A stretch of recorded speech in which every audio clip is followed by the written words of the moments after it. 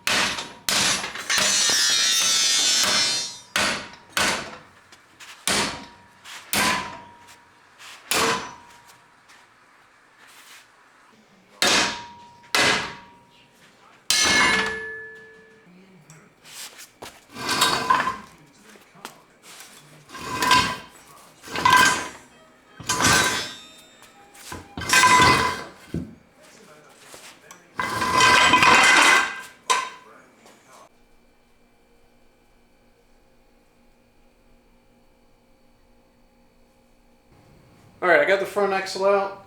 I still need to salvage a couple parts off of it, like the bolts for the shocks, the lower bolts on the shocks.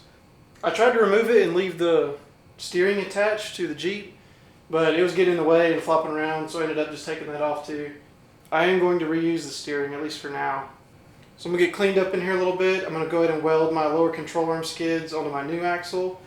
Then I'll start sliding that over. Here's the old spring. And here's the new spring. Quite a bit of difference.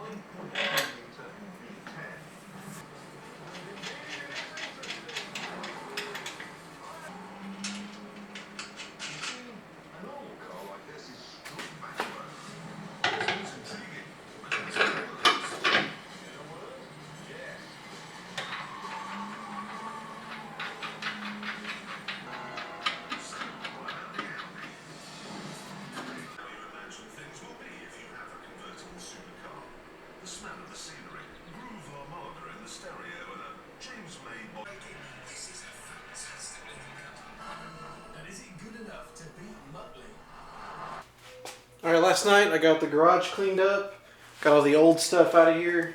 I welded on my lower control arm skid plates and ran out of welding gas right at the end, so they're not very pretty. I have my old knuckles off and painted. I have the disc rotor, or the brake rotor guard painted. Everything's ready to go there.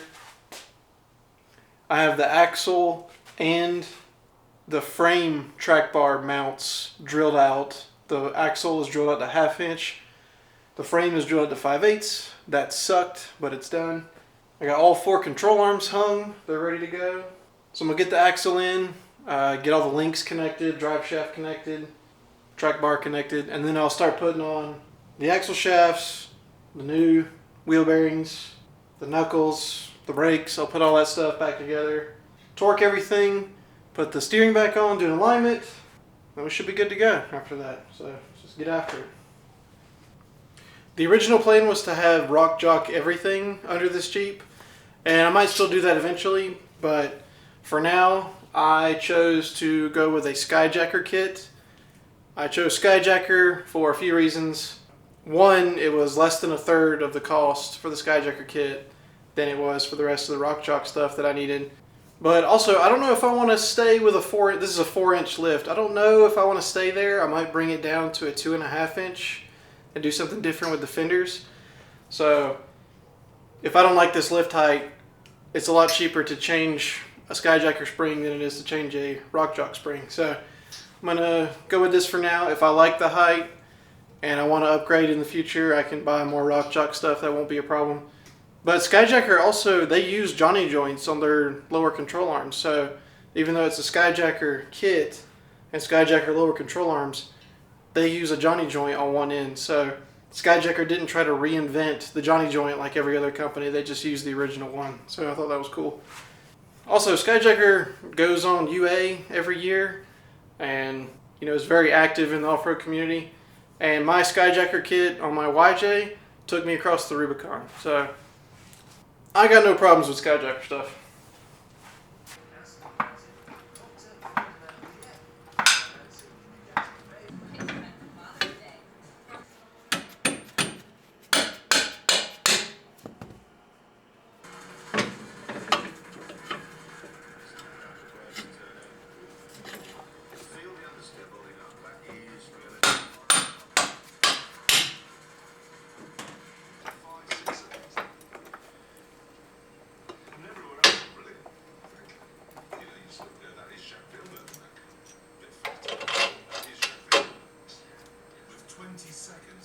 Alright, it's been a couple days since I started this. I'm going to try to finish it tonight.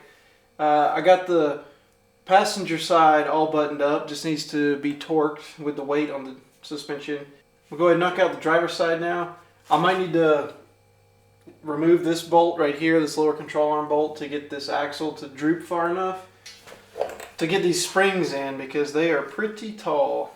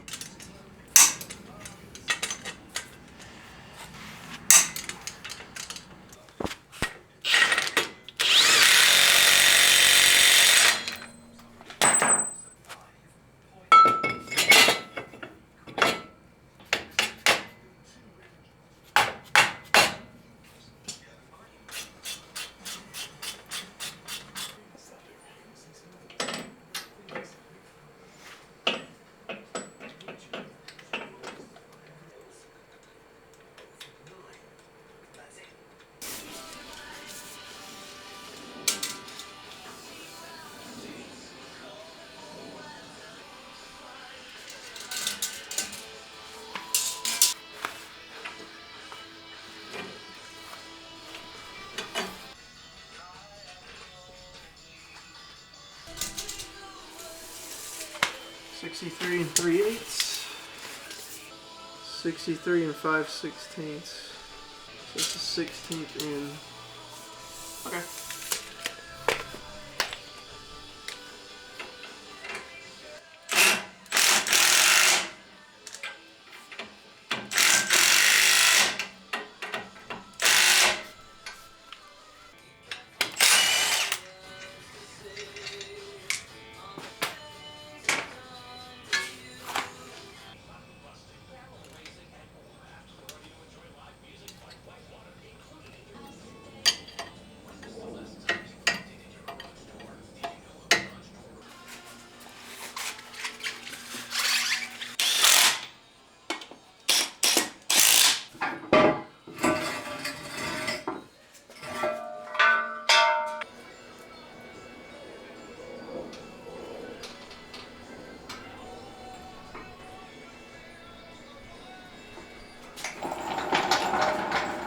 Alright, I got the front done. The only thing left to do is put gear oil in it. I forgot to buy some.